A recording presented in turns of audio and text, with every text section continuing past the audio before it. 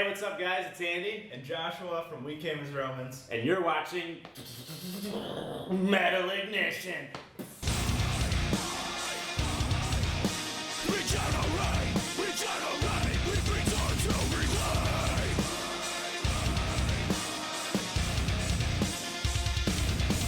On this unstable ground, we're laying faces down in a world that's shaking. Our faith is put in the stars, not in each other's songs in this world that's shaking. Stop living for yourself. You're just living in your own hell.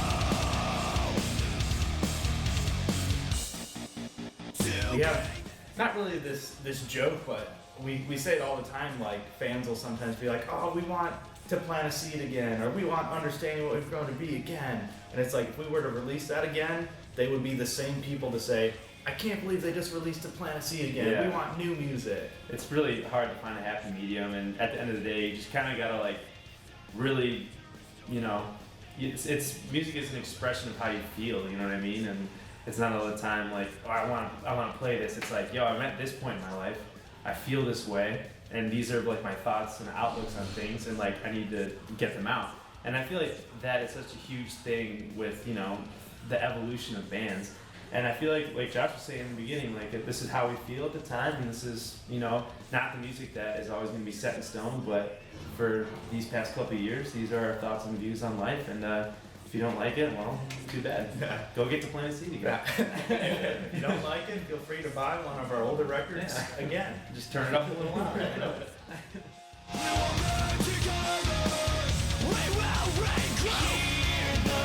Oh yeah, we went in for pre-production last fall, which for us is like October. 'Cause I think it's winter here right now, so that probably doesn't make any sense. But so we went in last October and we had like 15 songs, I think, and we were like, "Oh, these are cool. Like, you know, David Bennett will really be impressed." And then he kind of just shit all over all of them, and really was hard. like, "You guys are like really just trying to be that mediocre band, aren't you?" And we're like, "Oh, we totally are." And so we had to completely kind of change everything. Like we were just writing, we weren't writing to be like great and to exceed our own expectations. We were just writing to be good enough for the next, you know, week our CD. And so literally every single one of those songs got cut. And then we spent like 2.5 weeks rewriting songs at the studio. And out of those songs, every single one of those songs, besides one of them, got cut. And the one that didn't get cut is like the extra track on special edition. It's not even on the actual CD. And so it was a long process of writing and rewriting and then everything getting cut and then doing that over and over and over again until we just kind of had the best songs that we could have possibly made and not the, I don't know, most good songs that we could have made. And it was cool too because we now have like a completely different outlook on the way like to do things and the right way. And like when people always say like we worked our hardest on this record, we actually like got beat up like working on this record. And the cool thing about that too is it just has this kind of like no bullshit policy. It's like doesn't fly anymore. And before we were like, all right, well we'll put 12 tracks on a record or, you know, X amount. And then this time it was kind of more like, okay, like why would you have this song on the record? It just dilutes it. It basically just makes it worse. Like you have to put great songs on a record for it to be a great record, and that should just be kind of a natural like, okay, you know? Like But why we didn't start at that is kind of mind blowing. But- Because we used to be like, okay, so we have a song with 5 parts, 4 of them are really good, and this middle one is okay, but after the okay part, it gets really good. But and that was okay for us. And the thing is a lot of it was just us being attached to those parts and learning to let go and to be like, okay, like Josh would be like, all right, well I wrote like 80% of this like song, but it's not gonna get used. Or Lou and I would be like, all right, well we wrote like 80% of this song, and it's not getting used. Like we would have to say, okay, screw it, like we gotta let it go because there's room for a better song. And that's the whole outlook on it. And what we learned was probably one of the hardest things, but it was a nightmare, but it was like the best thing ever for a man. We've been given all these chances every day. I guess getting put through hell through David Bennett, just like coming in and being like, dude, you're playing like a girl, or dude, like you just suck, like what is this? And then every once in a while, like if I nailed a part, he'd be like, this is awesome, like you stepped up your game before. I didn't even think, you know, you were gonna like be able to play on the record because you just suck so bad. Like it's this mental like thing where he would just like always keep you on your toes, and he'd be like, dude, you're awesome, and oh man, you're terrible. So I'd be like, where do I fit in, you know? But eventually, like I pulled through, and same with the rest of the band. Everyone had that where it was just like he would just make sure you would always like you found the best and correct path and like the right feeling for every song. And I think when I finished at least my parts, I was like, oh my god, it's like finals week being over, but like the hardest test you've ever had to study for, and it was like the most rewarding thing, at least for me. I don't know how you feel about that. No, I mean, just when the CD was all done and over with, and I was like, this is it. Like, this is what I just did for the past 7 months of my life. Like, this is, you know, this is the reward for all the sacrifice. And it's been cool because, like, even on this tour, we just released the first single called The World I Used to Know. And I've been, last night especially, I was able like to look out in the crowd, and like the front row, there were five fans standing there, and like actually singing the song back to me and like pointing at me and singing it. And I was like, that's what's up. Like, this song has been out for a week, and you know, Kids and all the way in Australia, they already know the words, and they're stoked on it. And I was like, okay, like I can deal with that, because you know, starting out and you know, with To Plant a Seed, like back in that day, it took like 4 months before anyone knew like half a chorus of one of our songs. No, I mean, now it's just the most rewarding part for me is seeing it in our fans, like that they love what we have put everything into and sacrificed for the past 7 months, 8 months, since October. And before this, I mean, we had a really short run before Christmas that I don't really count, but I'll just say for disclaimer, like our last tour date was like October 4th before this tour. Like, we've taken a lot of time off just to dedicate to this record, and it's nice to see it be like worth something to someone else besides us, because it's all worth, like, the record as a whole is worth so much to us as a band, and when someone else values that on a similar level, it's like, it's awesome. Yeah, okay, so on Warped Tour 2011, we were doing these like meet and greet things, and basically this kid named Matt missed one like during the day, so they were like, oh, you just want to hang out at like later in the night?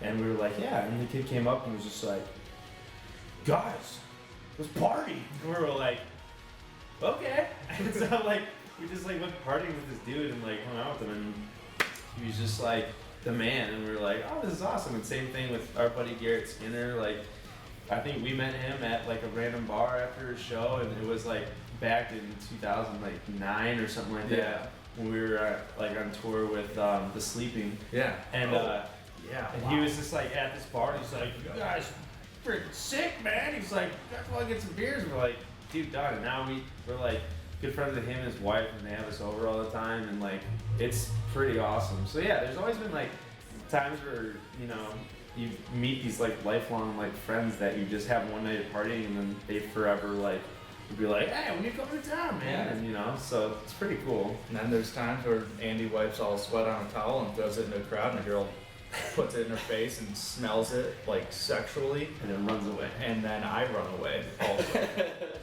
That was pretty weird. But that, it goes up all kinds of on the spectrum. We're gonna argue about that.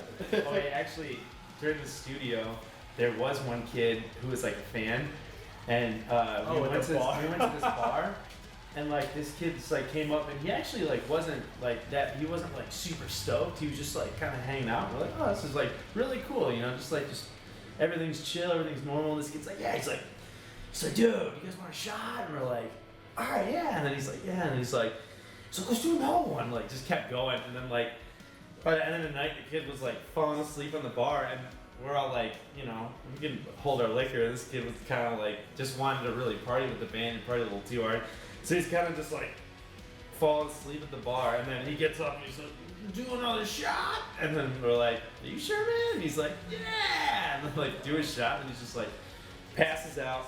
10 minutes later, we're like the bar owner came out. He's like, all right, man, you gotta go. Like getting him up, trying to get him into a cab. And he just everywhere like a couple times. And we're all just like, whoa, dude. And then like all the bartenders, because we'd go there like after the studio sometimes, you know what I mean, to get like a drink or something, and they're like, I can't believe you guys. And we're like, we didn't do anything. We're like, we wanted to party with this kid, you know. Then we saw him like a couple weeks later. He's like, sorry about that, guys. You know, you guys want to do a shot? And we're like, okay, just a few, dude. Just but it was really nice. It was funny looking back on it. So yeah.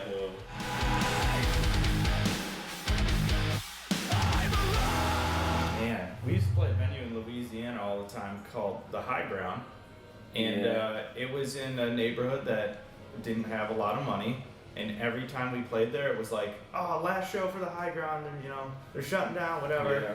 Like filled with cockroaches, like looked like grandma's basement. It was just terrible. And what's up? And yeah, and we probably played there a good 4 times over the course of like 2 years. That it was that venue's last show.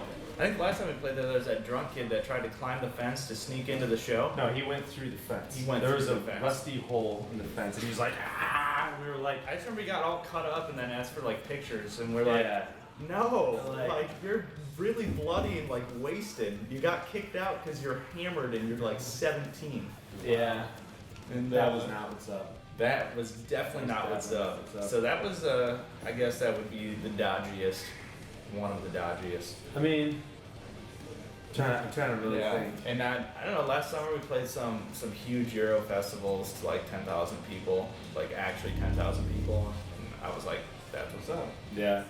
It's just, both have their different like pros and cons. Like, don't get me wrong, like sometimes we show up to a venue and it's like super small and it's like this area we haven't played, and we're always like, oh man, like we're like, we just got done playing like a big festival or something, you know, like something really cool, and then you get on stage and you play and it's like super intimate, like loud, kids love it, and you haven't been there in a while, and it just like really brings you back. And I think that's something that like, it's always kind of like tough to get into, because you have to constantly be like being comfortable in your own skin in these different situations. And when you kind of go back and you're kind of like, yeah, it's like totally reminded me of being a kid. Like this was awesome. Like that's when things like that to me are like okay, and they feel great, and it like really just keeps you that humble, like grounded, like dude, that was like awesome. Like, and you know, you just have fun. You do crazy stuff. Like I'll jump up on the bar and play, or do something. A few years ago in Europe, we were doing festivals, and they're massive festivals. And then one of our off shows, because there was a few days in between, we literally played in a bar. There was no stage. We just set up like speakers next to the bar, and we're just playing on the floor at this bar. But we all like 100 kids. You went out and bought us all pajama onesies. It was like we all played as different animals. It was sick. It was awesome. And so we were like, yeah, let's do and it. that was like back to back with like a show that we played for thousands of people. Yeah. And the next day we're playing on the floor of a bar, and it was still like a ton of fun. And we were like, wow, like that. It's weird because you wouldn't ever imagine playing those shows back to back, let alone enjoying both of those shows like that. We are the ones who